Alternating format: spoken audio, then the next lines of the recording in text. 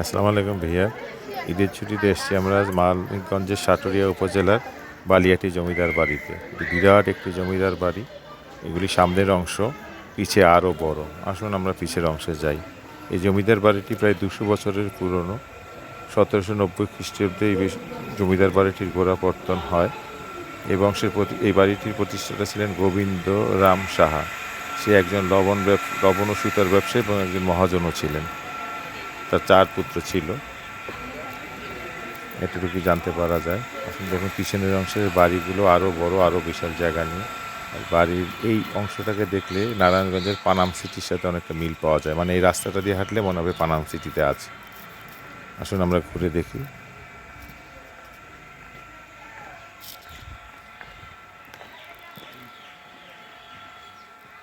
দেখুন অনেকটা পানাম সিটির সাথে মিল পাওয়া যায়, যেন পানাম সিটি দিয়ে হাঁটছি।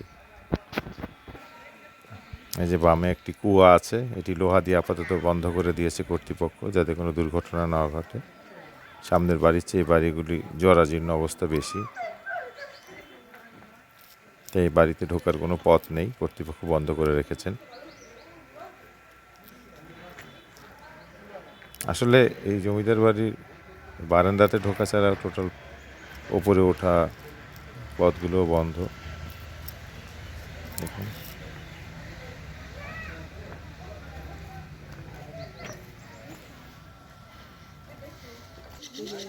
এটি একটি এখানে জমিদার বাড়ির পুকুর। এই পুকুরে 6টি শান বাঁধানো ঘাট আছে। দেখুন ঈদের ছুটিতে প্রচুর মানুষ ঘুরতে এসছে। বিকালবেলা পুকুরে বসে বাতাস খাচ্ছে, ঠান্ডা। এখানটা আসলে পরিবেশটা একটু ঠান্ডা হয়ে যায়, খুবই সুন্দর পরিবেশ।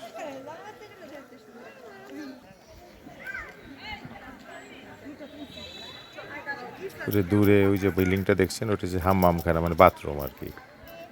আসলে আমরা পুকুর পাড় ধরে সামনের দিকে এগিয়ে যাই।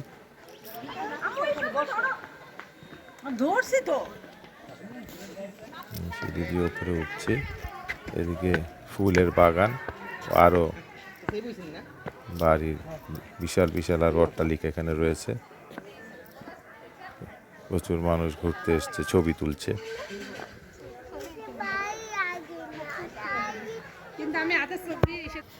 দেখুন এক একটা বাড়ি থেকে এক বাড়ির নির্মাণ শৈল আরও সুন্দর। যত দেখছি ততই মুগ্ধ হচ্ছে। দেখুন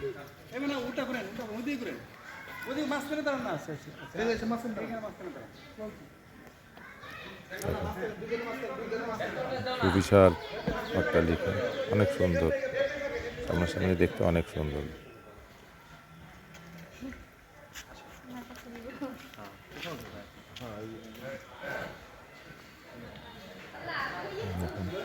আমরা এগিয়ে যাই।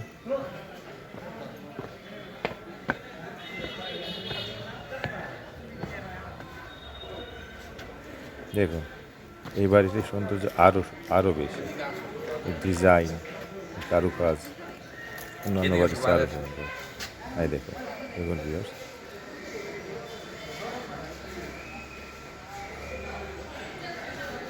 আমরা এই বারান্দায় ঢুকি।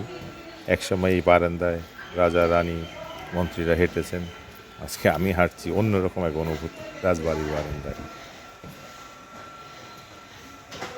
প্রত্যেকটা বাড়িরই তার বিভিন্ন পুত্রদের আলাদা আলাদা করে প্রত্যেকটা বাড়ির সামনে এই ইতিহাস লেখা আছে। আমরা আবার সামনের সাইডে চলে এসেছি। দেখুন প্রচুর পর্যটক ঘুরতে এসছেন, তারা বসে রেস্ট নিচ্ছেন। অনেক বিশাল এরিয়া নিয়ে বাড়ি, ক্লান্ত হয়ে গেছে। দেখুন এই বাড়িগুলো রং করা হয়েছে যে সাধারণ, ওই যে একদম কর্নারের ডান সাইডে যে বাড়িটি দেখছেন মাটি কালারের, ওইটাই হলো মানে অরিজিনাল কালারটা। ওই একটা বিল্ডিংয়ে রাখা হয়েছে পর্যটকদের দেখার জন্য যে অ্যাকচুয়ালি বাড়ির অরিজিনালিটিটা কীরকম ছিল। আসলে আমরা সেখানেও যাব। দোতলা এই বাড়িগুলির একটির মধ্যে জাদুঘর আছে। আপনারা আসলে জাদুঘর দেখতে পাবেন। জাদুঘরে কোনো ভিডিও করার পারমিশন না থাকায় আমরা ভিডিও করতে পারিনি।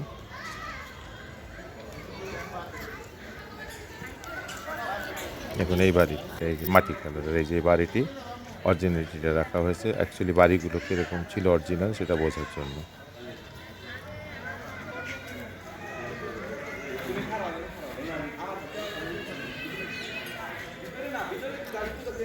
এখন আমরা বাড়িতে নিচের বারান্দায় প্রবেশ করি। নিচের বারান্দায় প্রবেশ করা ছিল, ওপরে যাওয়ার কোনো উপায় নেই, সবই বন্ধ। এই দেখুন বিশাল বারান্দা। এই যে আবারও বলতে হয়, একসময় রাজা, রানী, মন্ত্রী পরিষদের সদস্যরা এই বারান্দায় হাঁটাচলা করেছে, রাজ করেছে। নিজে মনে হচ্ছে যে আমি হয়তো তাদের কেউ।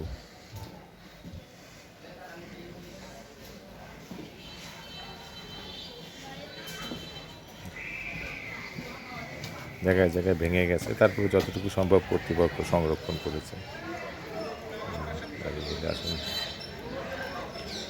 ওই পাশের বাড়িটি নিচের বারান্দা থেকে, এটা আরও বড় বাড়ি, আর বারান্দাটা আরও সুবিশাল।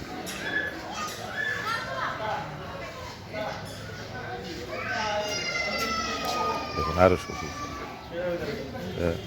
ভিউয়ার্সদের ধন্যবাদ ধৈর্য নিয়ে ভিডিওটা দেখার জন্য, এবং সেই সাথে আপনাদের কাছে অনুরোধ রইল আমার চ্যানেলটি সাবস্ক্রাইব করে সাথে থাকবেন আর উৎসাহ দেবেন, যাতে আগামীতে ভিডিও করে আপনাদের কাছে পৌঁছে দিতে পারি।